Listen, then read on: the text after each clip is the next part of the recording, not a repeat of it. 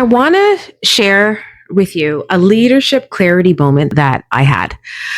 So a friend of mine bought a Tesla, and like most people, or when I see something new, I started asking a lot of questions, not just about the autopilot feature, which I'm genuinely fascinated by, but I wanted to know something specific. What happens when this car gets into a serious accident? Has anyone asked that? It sounds silly, but because it's an electric vehicle, all of that high voltage electricity, how do you safely remove someone or eject someone? So that question led me down a rabbit hole that I wasn't expecting in that moment. Because what I found did not just teach me something about electric vehicles, it taught me something more about leadership that I use in my leadership practice today. And so this is what I learned. Tesla and most electric vehicles have something built into them called this first responder loop. It's this bright, clearly marked cable, and that's sitting in the trunk of the car, in the front trunk of the car. And its entire purpose is to cut power to the high voltage battery system in an emergency. So I had two questions in mind when I heard this, because this was fascinating to me. So when do you actually use this? What context and what situation? Do you use it in every fender bender? Is that a reason to cut the loop? And like my second question was, can I do it as a passenger, or is this strictly for the first responders when they come on scene? And so here's the answer to both. The loop is not for every situation. Surprise. It is for genuine emergencies. And I found out how this is the reason. Situations where the risk is real, the system cannot recover on its own. And so someone with the right knowledge needs to step in. And that last part really mattered to me. It really resonated. It is designed for people who are trained to assess whether the situation actually requires a level of intervention. So a passenger pulling that loop when it's not needed does not help. It bypasses systems that were working fine, and then it creates disruption where there was none. So it's not in anyone's best interest to pull that loop if it's not a real crisis. So then I'm sitting there and I'm thinking about this, and I could not stop connecting it to something that I live day to day, that I constantly see in my coaching practice working with leaders. Because I work with a lot of senior leaders who are brilliant and experienced, and they genuinely care about their teams. But one most common thing that constantly recurs in many of my conversations is a problem might show up on a team. And this could be maybe a manager on their team who's working through a tough situation, or trying to figure out how to handle a conflict, or maybe they're navigating a project that might have gone sideways. These are common things that I've seen in my own leadership, but also coaching individuals. And before that manager has a real chance to work through it, then the senior manager jumps in.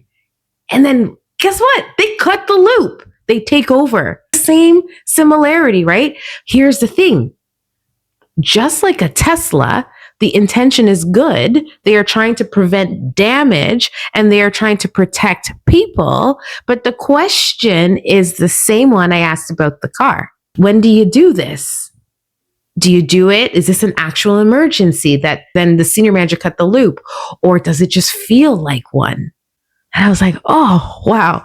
So let me give you the full picture of why this analogy works here. The loop exists for true emergencies, right? The first responder loop in a Tesla or an electric car works in true emergencies, but not every problem. So when a senior leader jumps in on something their manager could maybe solve, delegate, or be coached through, they are pulling the loop on a car that was running fine, or on a person that was running fine. The system did not need to be cut. The person just needed to be trusted. Do you follow me? So cutting the loop, jumping in, bypasses everything downstream. In the Tesla, pulling the loop disables systems designed to function on their own. In leadership, jumping in too early does the same thing.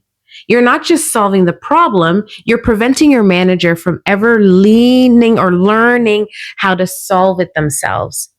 So you take that away from them. And so then when I looked at the manual, Tesla manual, this also stuck for me, bring it full circle. You have to double cut the loop when it's an emergency, meaning you remove an entire section of the cable so the wires cannot accidentally reconnect. A single cut risks the system coming back online, meaning that you haven't fully disabled it. So think about how that translates into leadership. So just doing a single cut or a leader who half jumps in, takes over, but then tries to hand it back creates more confusion for that manager than if they did nothing at all or maybe fully committing, doing the double cut. So the intervention has to be deliberate, right? After you cut the loop, the Tesla's high voltage system still takes 2 minutes to fully de-energize, break down. So even after a leader steps back, the team has lost something. Momentum, maybe, confidence, or ownership. That's happening while they're that's de-energizing them, right? So that does not come back instantly. That motivation doesn't come back. That confidence doesn't. So there's a cost to cutting the loop, right? When we do it even for the right reasons.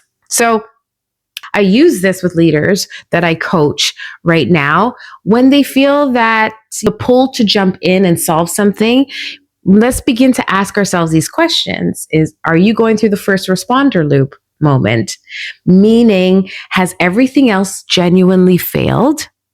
Is the risk real and immediate? Are you the only one with the training and the context to really intervene right now? Or are you a passenger who just got uncomfortable watching someone else drive, right? And so you just wanted to cut that loop. Maybe it wasn't necessary because the loop is not a first response. It is a last resort. And the leaders who understand that distinction, the ones who can sit in the discomfort of watching their team work through something hard without cutting the power, those are the leaders who build teams that can actually function without them in the room. Those are the strongest teams, in my opinion. So I never thought that this feature in a Tesla would give me this sharpest analogy or clarity. This is like a leadership clarity moment, but here we are. Sometimes this is how these moments come together. So bottom line is, next time you feel the urge to jump in and solve something that your team can handle, just ask yourself, is this actually an emergency, or am I just uncomfortable letting the system do its job, or trusting the system to do its job? So the loop is there when you need it, of course, but the skill is knowing when you do not.